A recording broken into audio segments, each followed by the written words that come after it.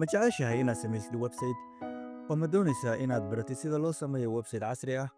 Haddaba kooraskan waxaad ku baranaysaa sida loo dhiso website adigoo adeegsanaya aaladda loo yaqaan WordPress.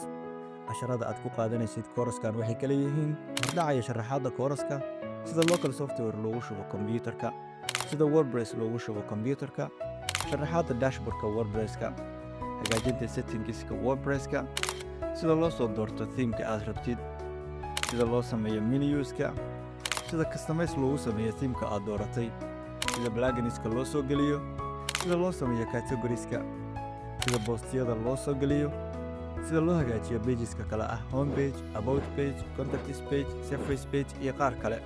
Haddaba kooraskan markaad dhammaysatid waxaad awood u yeelanaysaa inaad WordPresska ku samaysid website casri ah oo mid kaloo kale ah.